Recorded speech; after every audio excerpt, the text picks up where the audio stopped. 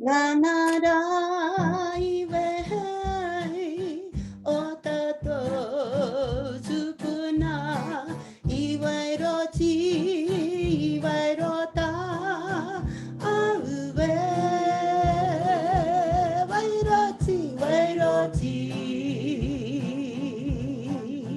wairota pariotonga ko te kumara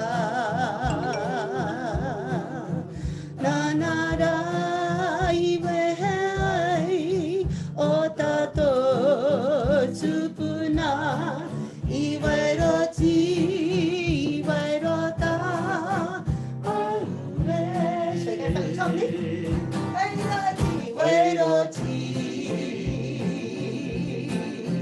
Waiata pariotonga ko te kumara nanara iwehei o tatou tupuna iwairota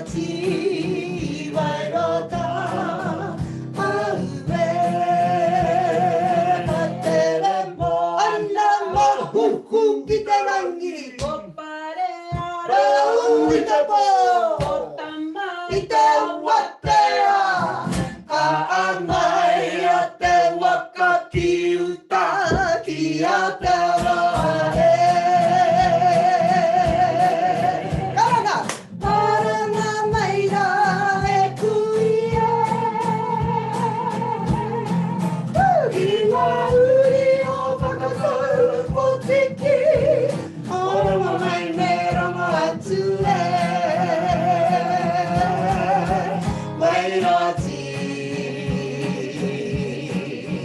Waiata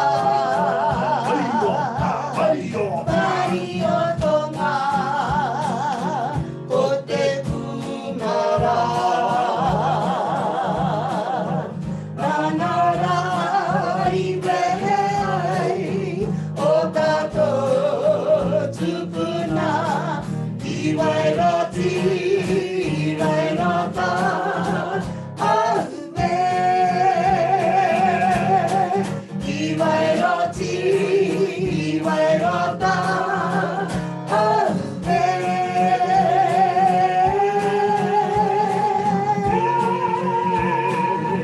wairoti ana wairota tēnā tātai e te iwi kei matau. Tēnā tātai ko hoki mai ki toi ahurei e te whana e mihi atu ana kia tātou.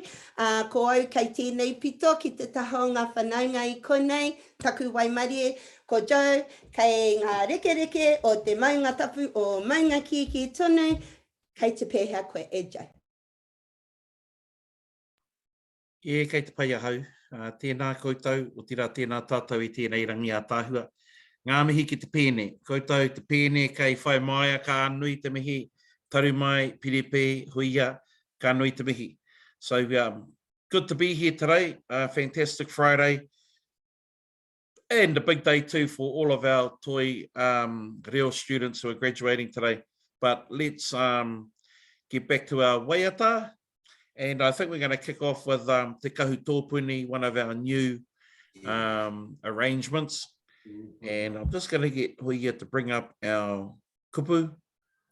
One of the good things about me being here is I can't get kicked underneath the table by my wife or anything. So yeah, kouau tōku ake rangatira.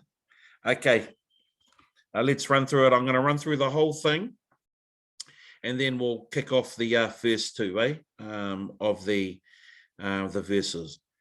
Ko te kahoot tōpuni o tupeiriri take tūpuna oho mai, rangi ngā riki ngā iwi ko te wai o ua kai waka te kahupo kerenga, kuriranga unu e take rau, patu ko te rangi hinga hinga tahi te iringa o kiwi waha ki aki wai, tā heke ko te waka korari, te arapu e runga kuri pure pure.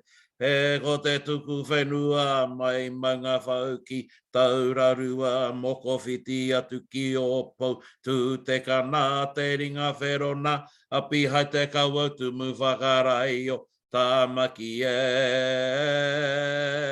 Ko te ahika ko tuperiri whakariki tomo aure pai whenua taraha waiki e.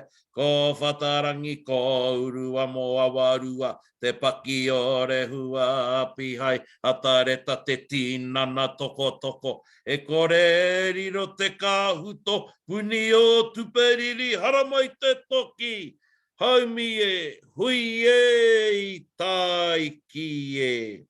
Ka pai, we're going to roll it back to the first two verses. I'll slow it down a click. We'll run it through a couple of times and then ka mutu ki reira. Ka pai. It's pretty easy, and all you got to do is, make sure you hold on to the reins of the hoiho, eh? Yeah, kei whiua koe ki waho. Okay.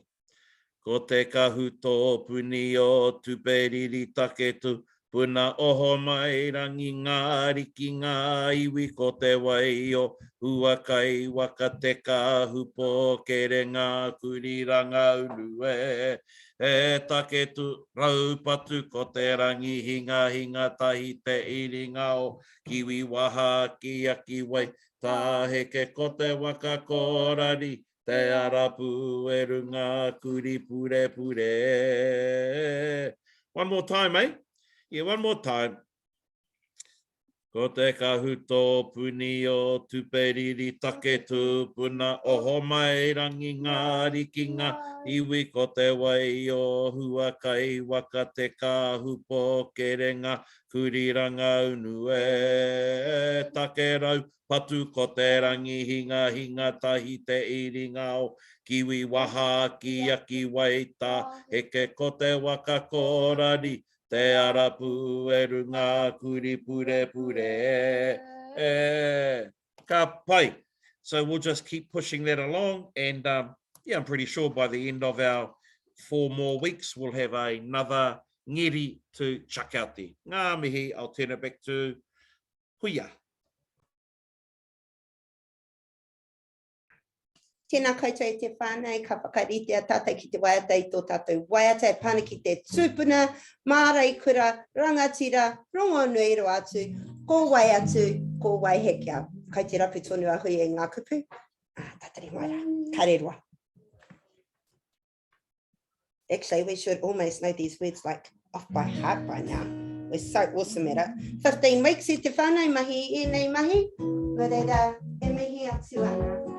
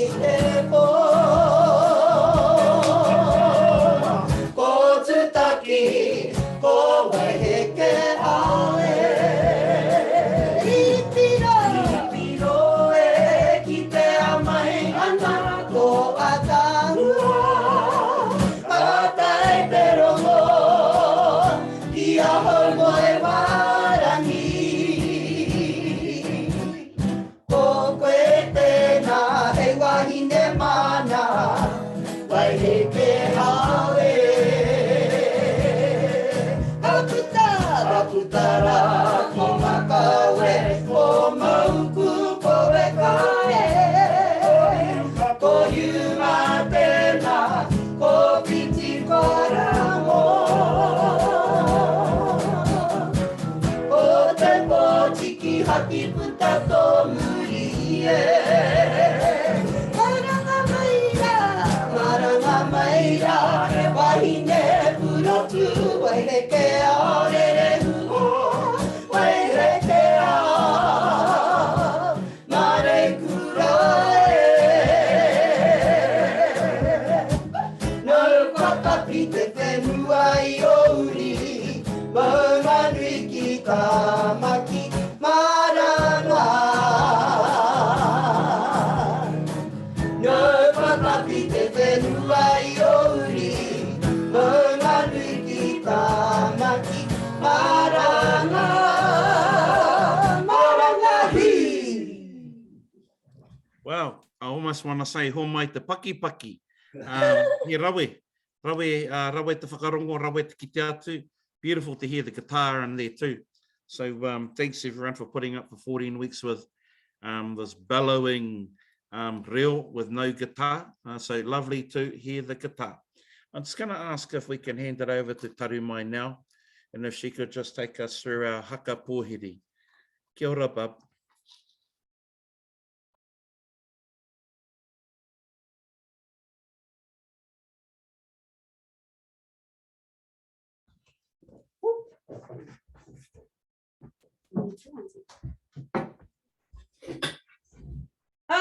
Tēnā iruia, au e he aha te hau e wawara maira, au e wangahau e whae wawara maira, wawaki kauana ngatai, ngaungaru ana I waite mata. Toi a mahuhu ki te rangi, ngā waka ki uta ki a ki te ai au, ki a rongo ai ki te kaupapa I hara mai ai koe. Taka tagahia, te rua I hara mai ai koe. I hara mai koe ki runga o ngati whatua, ki runga o tamaki. Here ngā waka, here ngā tangata e. Etu pōhiri ngā iwi a te motu pakia. Ia hatera. Haere mai aue. Haere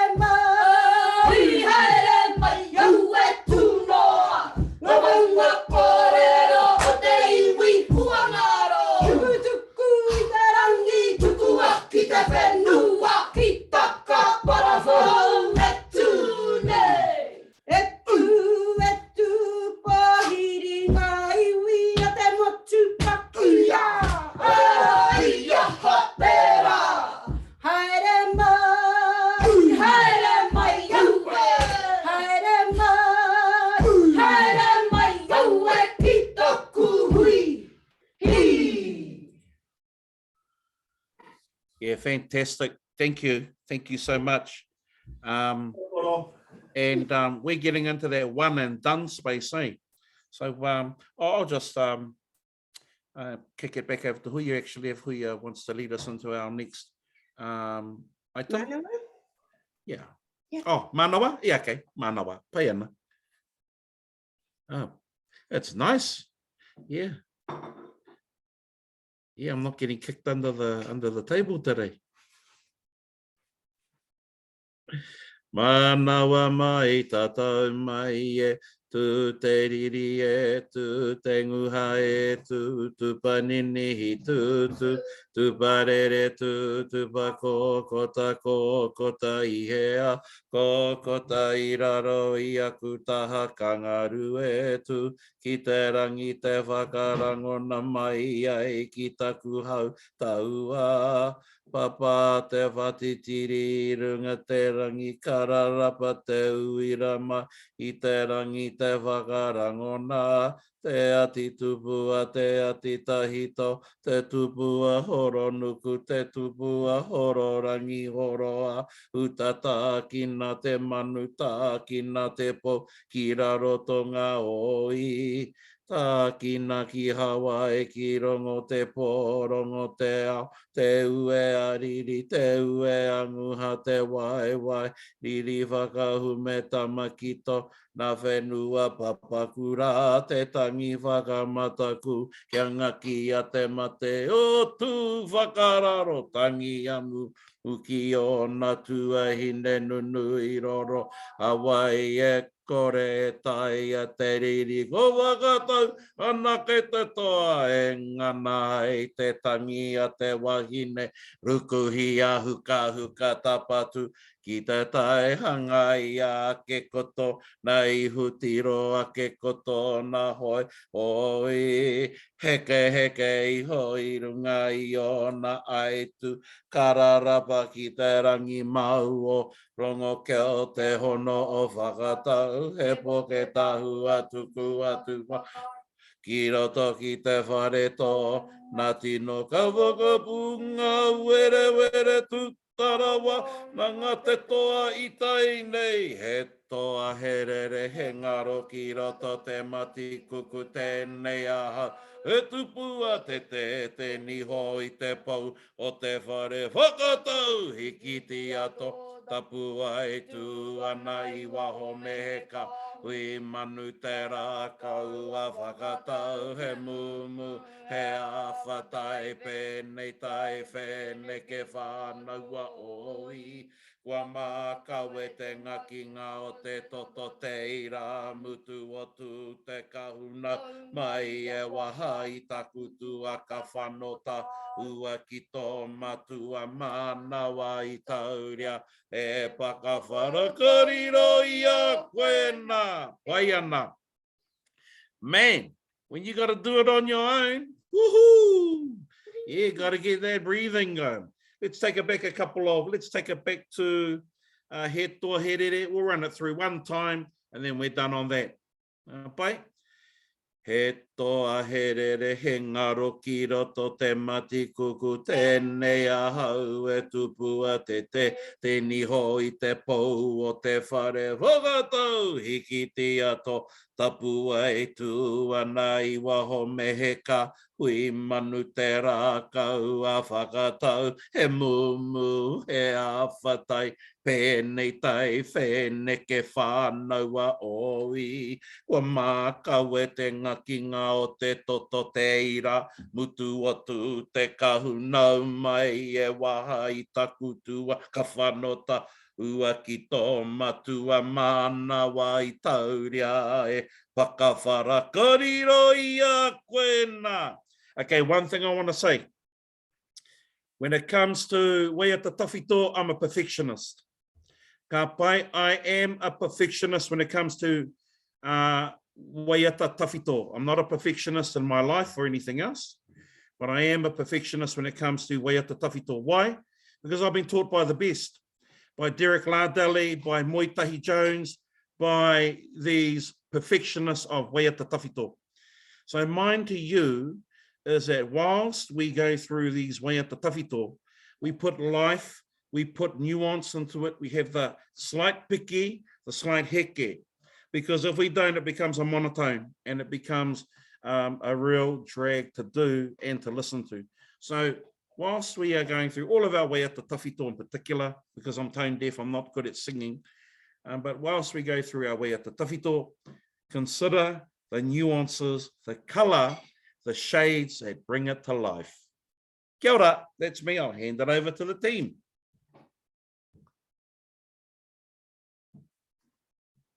Ka pai, te te waiata.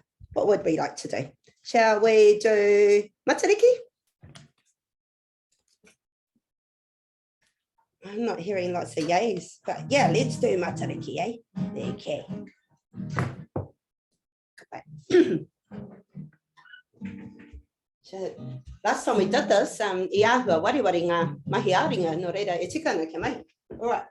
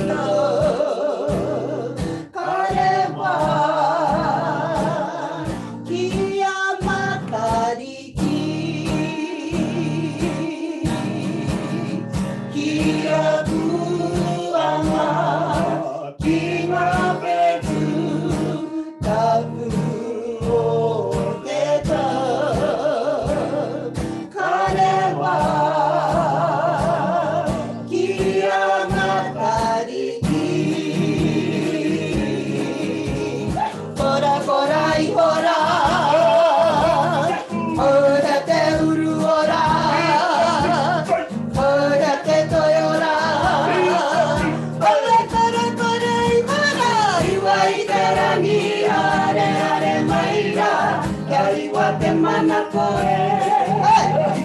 Kia hiwa te mahara, kia hiwa te kai. Tangata, tangahia mai e na heru hapae, ka ara o te aore. Patua nuku, patua rangi, kitua o te rangi e. Kiwa i te rangi, are are mai ra, kia hiwa te mana koe. Kia hiwa te mahara, kia hiwa te kai e.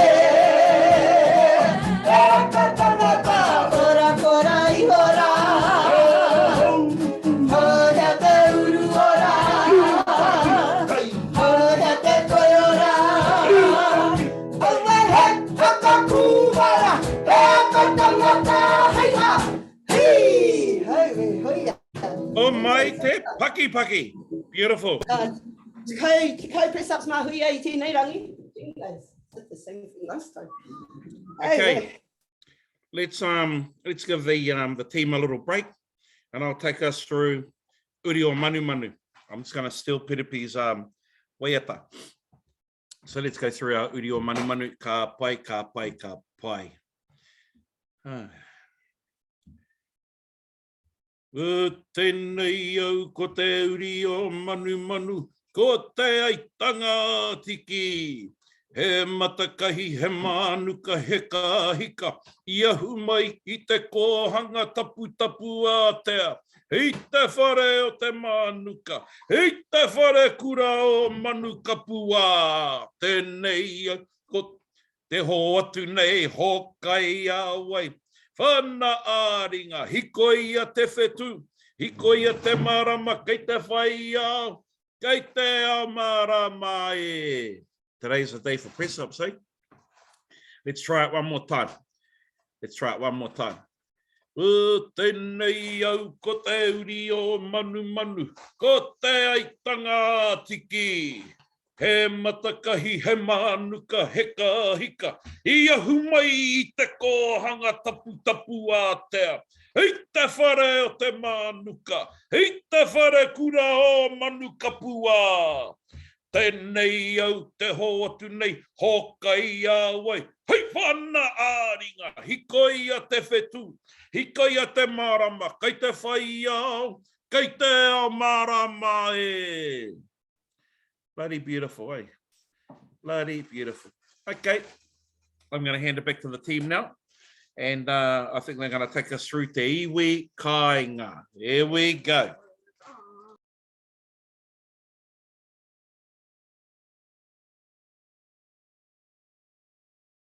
Yeah. Ka putara ki te ao koe. Te iwi kāinga, karanga mai. Ki tēnei uri o whātua e. Tu mai rā makawe ko ka whero. Ka putara, ka hua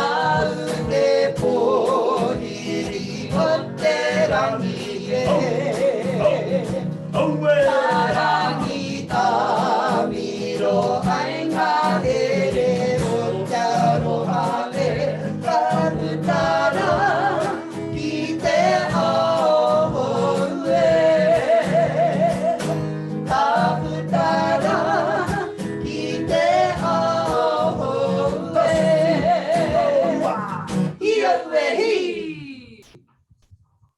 Wonderful, wonderful rendition of Te Iwi Kāinga. Love it. And again, it's one of those waiata that we take out with us and we perform with pride and distinction when we go and visit our other whanaunga. Yeah, love that rendition. Beautiful. Very creative. Okay.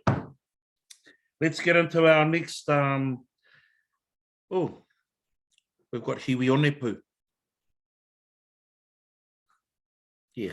Oh, kapai, Hiwi Onepu. Shall I give it a crack? There's Tony right behind you. There she is. Kapai, handing it over. Handing over the car keys. I hand the car keys over to the main driver. And then. Is it too high now? E noho ana I te hiwi Onepu I tā pora he unga tapu no te waka o Waiata korongo mai ki te wai he a ki nāna ngā tai e kai tauhara ngā rua I puta ai te kōrero ka tai ano te iwi kai rarawa he Mātai ake ki tangara whakamana e moe e hau I te moe ngā whakarewa ka marama te atatu hake atu rā ko wai o nui ko ngitu ko manunu tahi ko te kawawe wai hape mai ki manu kapua kei tawhiti ko tuta moe ki te rangi ko ngangai aki raro he kai taku tuako o ka hukura ko ki tangi a ko atua nui he kia rapu na I te kakanui a paneira kia pa te ihu kia poko e ka te taikei o ngā rahu kei marama tā whana kei te tua uruko one nui ki runga ko rangatira ki raro he kaupaki ana te tai ko pau tapu waka ko hikurangi ki tae ki uta te tupo o te tini ko tuperiri e hoki nei hau ki manu kapua he paunga ki tapu he purunga mauri e arara nei ki uta e arara nei ki tai hei ahara hei tu tei ngārai e ngunguru nei. Ina. Beautiful. Man, this is pumping me up, and I'm going to learn that last verse over the weekend. I'm going to get it locked down. That is my goal. So thank you for that, Taru, and the leadership in that space has been outstanding. Okay, I think we've got into that, that time of the afternoon where I'm going to have a little history talk, and then I'm going to turn it over to the crew. They're going to give us a bit of a waiata in between. Kapai? Let's talk about our waka tākitimu. When you think about the tākitimu waka, we don't really think Ngāti Whātua, do we? We often think that there's a waka from down the East Coast, but in fact, Ngāti Whātua have a very strong and deep connection with the tākitimu waka. And so I'm just going to actually get my son, I think. I'll get him to come over. Do you remember that line from Tangaroa down? So I think it's Tangaroa, and then it's Haramai. So I'll get my son to give that line in a minute. But the Tangaroa line goes straight down to Whiringa-ā-rangi. I think it's, come on, Tangaroa down to Whiringa-ā-rangi. Just slowly. He got stage fright. That's okay. And so Tangaroa and his brother-in-law Tohu, they bring the waka around into the Hokianga and from the Hokianga, they come down into the kaipara. Now, while they're sailing, their waka, and yes, there are other stories, and there are other iwi who have that whakapapa connection. This story comes from Hauraki Paora. Yeah? This is a narrative that comes from Hauraki Paora, and from that narrative, which was given to Hauraki Paora, it was given to him by Paora Kāwharu and Hek Atareta's son, Paora Tūhaere. Ka pai? And so this is where this kōrero comes from. And so Tangaroa and his brother-in-law, they are sailing the waka, and they bring it down to the Hokianga, and from the Hokianga down to the kaipara. And during the sailing of the waka, Tangaroa undertakes a karakia. And this karakia is to help determine how quickly they're going and everything, and whether they're going to reach the destination on time. And so he throws a toitoi into the water. And while he throws a toitoi into the water, he releases his karakia. And it's known as te ringa tohu or te ringa kaha a Tangaroa. And so, oh God, I can see people writing it down. Yeah, we're onto it, eh? And so he releases his karakia, te ringa tohu a Tangaroa. Well, some people call it te ringa kaha a Tangaroa. And this toitoi goes shooting through the water, and he knows, ka pai, we're making really good time. And eventually, they get down to the kaipara, and they come ashore and they grab this bird, eh? And this bird is known as a mātata, or a fern bird. And they remind me a little bit of like the weka, and they hide in brush and everything.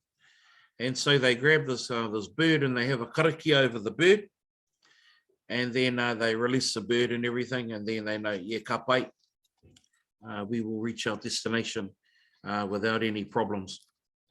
And so they carry on, and they get down to Poto. Lo and behold, they get to Poto, and apparently this iwi kekehu, they're like poto people, eh? They're like gremlins, and they live from Poto all the way back up the beach, up Ripiro, all the way back up toward Kaihu, and they cover the land. And so Tangaroa says to his brother-in-law Tohu, hey, get up on top of that hill there and build us a tūahu, an altar, so that we can give our prayers to the gods. And so Tangaroa goes up on top of the hill, and he builds an altar. And then he says to Tohu, hey, Tohu, I think we're going to need some of our people back down here. So he gives Tohu the keys to the waka. And he says, I want you to shoot back up to Muriwhenua, grab our people, and bring them down here. We need some people down here. So Tohu shoots off and then brings them back. And when he brings them back, Tangaroa has planned this ambush over the kekehu, because they're quite brutal, little people, you know. And they've got these spears that have got these shark teeth and everything coming out of them. They're called ngero. Ngero. These little spears. And so Tangaroa gets his brother-in-law, and them to plait this really long rope and everything. And so what happens is that when these kekehu come running down the beach to attack them, Tangaroa has got one end of the rope, and his brother-in-law and them have got the other end of the rope. And when the kekehu come down, they pull this rope up, and it kind of knocks them all flat and everything, eh? And and so they get in there and they give them the bash. And lo and behold, not too long, they've been able to frighten the kekehu off and pretty much destroy their dominance over that Poto area. And so where Tohu had built the altar, the name of it was Moi Tarau.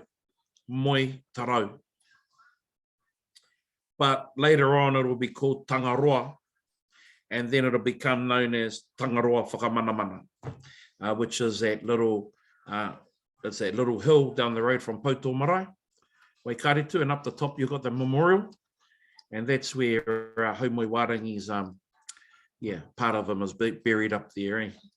So that there's a little bit of a kōrero just about our tupuna Tangaroa, and I've just been able to pull out their whakapapa.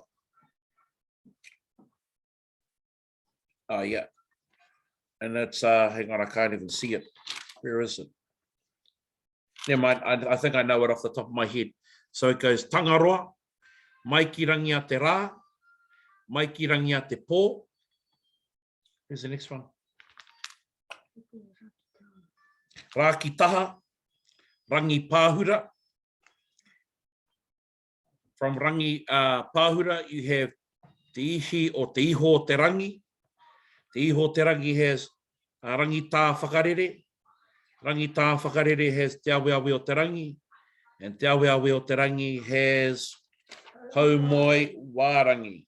Let's run through that one more time. I'll just make sure that I got you fellas on the right track, eh? And so we go Tangaroa. Tangaroa has mai ki rangi a te rā, mai ki rangi a te pō, rā ki taha, rangi pāhura, te iho o te rangi, rangi tā whakarere. Rangi tā whakarere has te aweawe o te rangi. Oh, nice mokopuna name, that one. Hell no. And te aweawe o te rangi has Whiringa-ā-rangi. And there is a nice little connection between our people and that Taki Tumu Waka. Ka pai? And it's a beautiful connection too, because my wife and her people, they come from the Taki Tumu Waka, from the other captain from Tamatea Ariki Nui. Ka pai? Now, Tamatea Ariki Nui, he has a son called Rongo Kako. Rongo Kako marries a lady from, from up north. Her name is Muri Whenua, and Muri Whenua is the daughter of Pōhurihanga. Ka pai? So it's all connected, eh? Yeah, it was a small community back then. Yeah, they didn't know how to kind of walk over the other side of the mountain and go looking over there. Yeah. Okay, let's leave that there. I'm going to head back over to our crew, back over at Whaimaya, and then we'll get into kahoot. Ngā mihi nui. Kia ora, he Waiata hau tō tatai, e he kakarawatu tēnei hunga ki te tuku kia koutou, he Waiata nā jau, e nā purupime e tahi atu te rangi I whakarite. Pipi rāna, me Powder Davis hoki. Ngā mihi nui.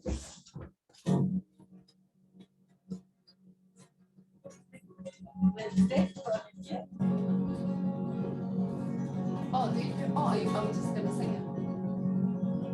Sing it next.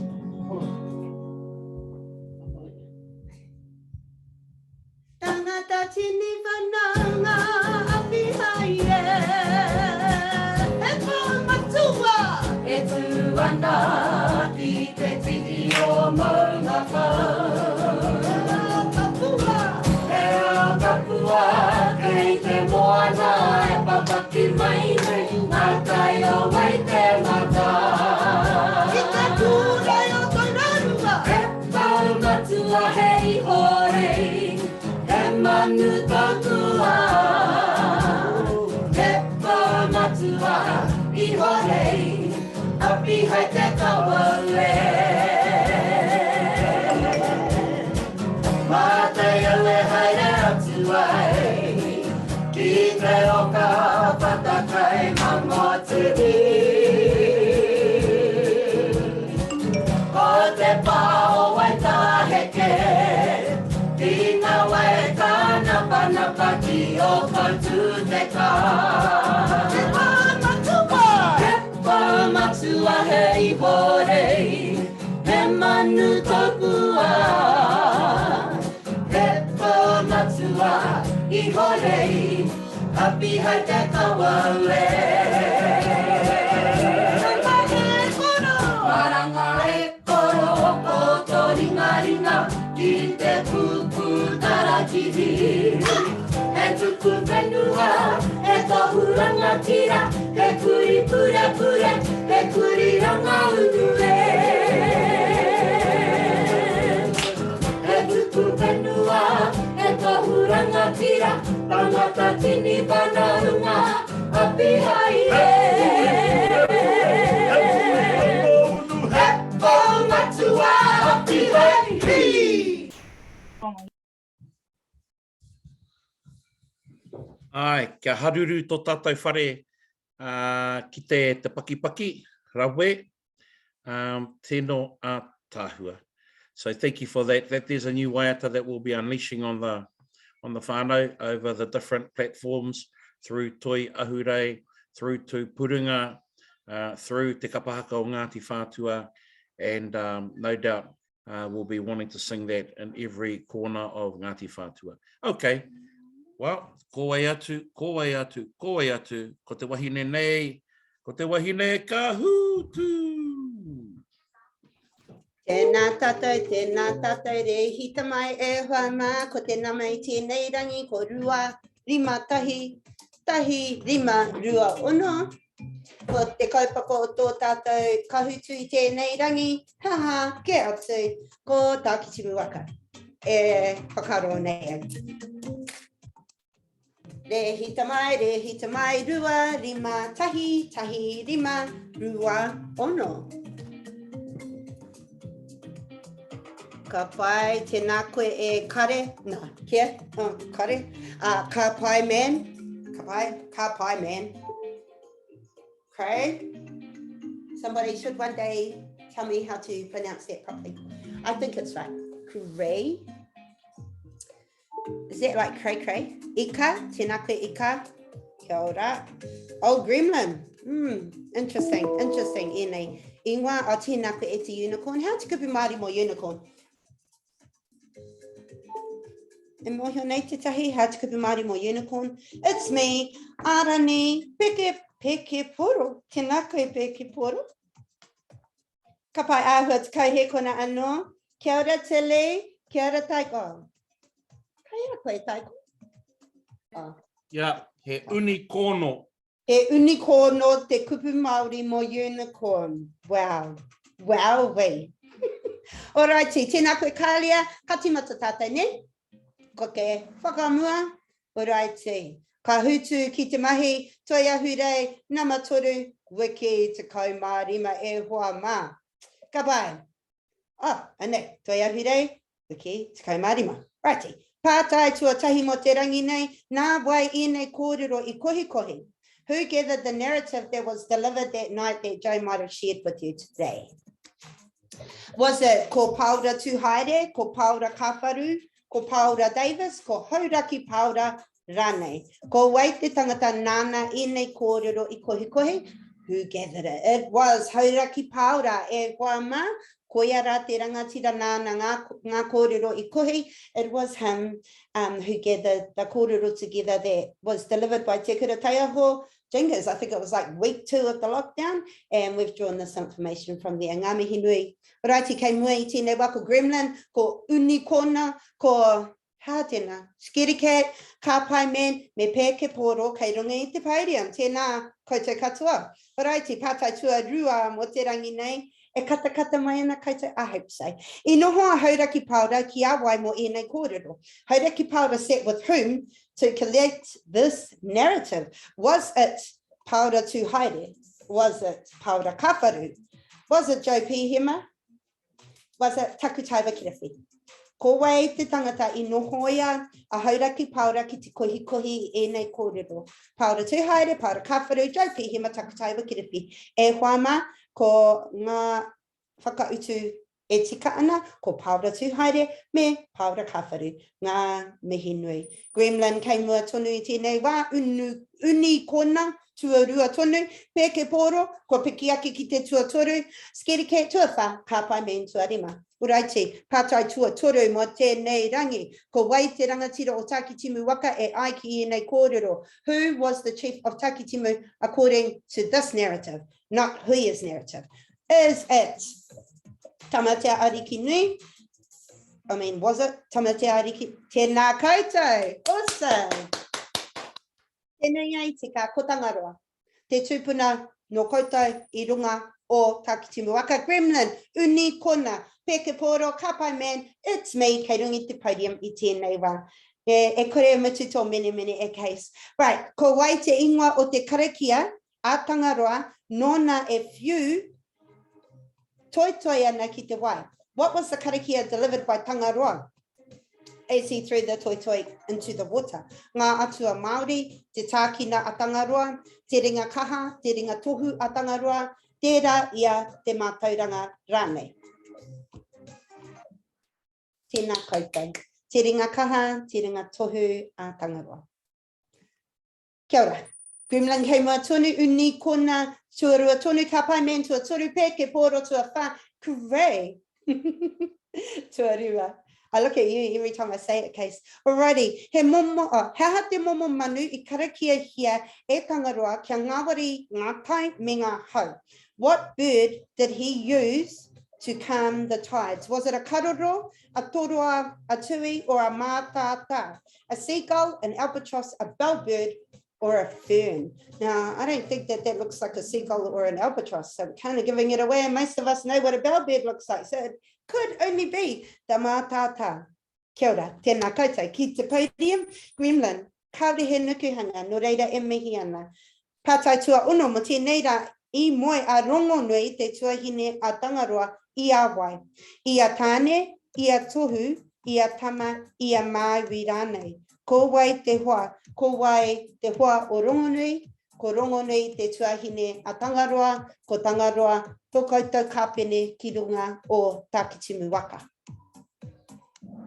Tēnā koutou ko tohu tērā, ngā mihi nui, uraiti, ki te podium ka tino nui te ngā neke nukuhanga, hoi anō kua heke rawa a pēke poro. Nō reira, Gremlin, uni kona, tuarua, kapai man, it's me and Craig, kei te podium I tēnei wā.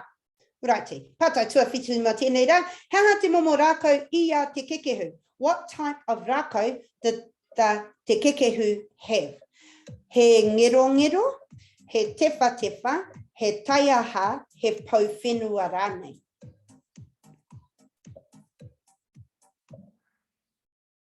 Tēnā koutou, he ngero. And for a bonus point, no, not really, I can't do it because kari te pono. Righty, Gremlin kei mua, uni kona. You got a flame going because you have had 7 correct answers in a row. Ka pai man tuatoru, it's me tuawha, peke poro, ko hoki mai koe ki te podium. Tēnā koe.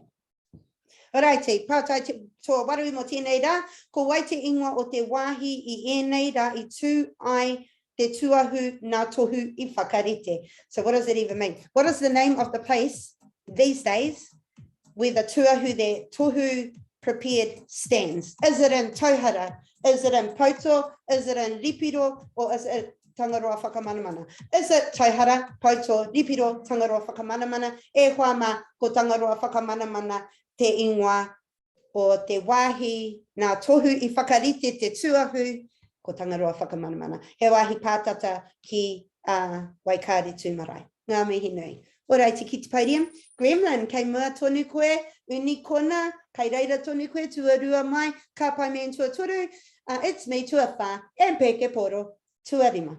Ka pai. Righty, pātai tū iwa mo tēnei rangi. Whiringa-ā-rangi, his whakapapa straight from Tangaroa. This is how we affiliate to the whenua and Takitimu waka. Is this a true or false statement? Let me read that again. Whiringa-ā-rangi, his whakapapa straight from Tangaroa. This is how we affiliate. Kei te tika te nuinga o koutou. This is a pono kōrero. He kōrero pono. All right, ka pai. Kei te paku neke, ki rungi te podium, Gremlin, a unikona, ka pai man, peke poro, krei, kei te paidium, I tēnei wā, e mihi ana. Ka pai, hei tā te maramataka, he hate rā I tēnei rā. What day is it today? Kore kore te rawea, kore kore te piri ki tangaroa, te mauri I whiwhia, tangaroa whakarongo a... I didn't even get to finish reading it. A whare, e mihi ana kia koutou. I guess you guys all got hina. Yay! It's like being 10 weeks of saying, get hina, whānau, get hina. Awesome. Ngā mihi nei. Alrighty. Gremlin, unikona, ka pai man, peke poro krei, kei te paidium tonu, pātai te kaimatahi, he rā pai ki te whai tuna. Kore I te something, I don't know, kare au I te tiro kia hina I te rangi nei, but mehe mea ko tēnei rā, he kore, kind of tells me, he kore, over. Taone engari te tika. And I'm really glad that you guys didn't listen to me. Ka pai, ngā mihi nui. Alright, and I wasn't trying to put you off either. Alright, Gremlin, unikona, ka pai man, peke poro, krei, kei te paidium I tēnei wā. Alright, second to last pātai e wama, hea te pūtake o tēnei waiata. What is the role of this waiata? Alrighty.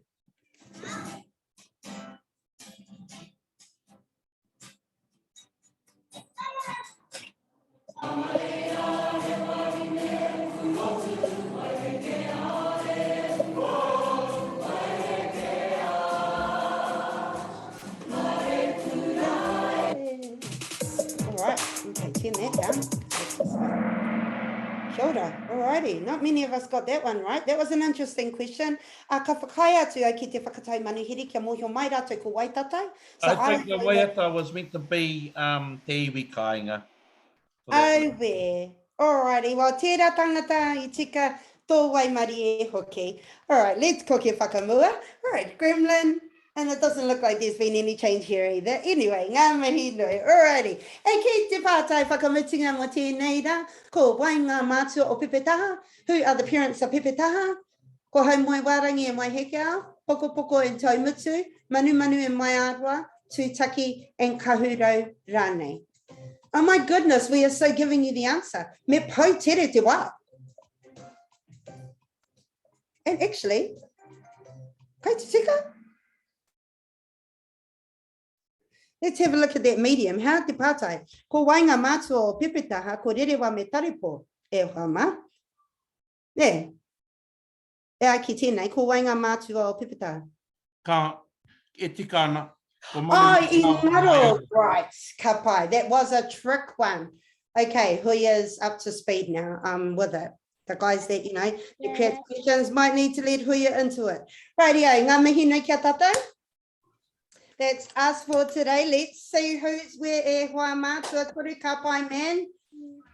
Tuarua, ko unikona, I reira mo te katoa o te kemu, I think too. E ko Gremlin, I Runga-rawa. No reira, me kapi tēnei, me te tiro kia tātou, kapi tēnei. Alrighty, ko wai a ka pai man. Ko Parani. Tēnā koe Parani, ko paki ngā koe ngā mihi nui e te ka pai man. Alrighty. Ko wai rā te unikona. Tēnā koe rua e kataranga me tō pepe atawa tēnā koe. I toa koe, ngā mihi nui. Alrighty, e tuatahi mo tēnei rangi. Ko Gremlin, kai te whakapai ai ko Gina tēnā. Ko Hemara tēnā. Ko Tile. Tēnā pai koe Tile. Alrighty, ngā mihi nui, ngā mihi aroha kia koutou I tēnei rā.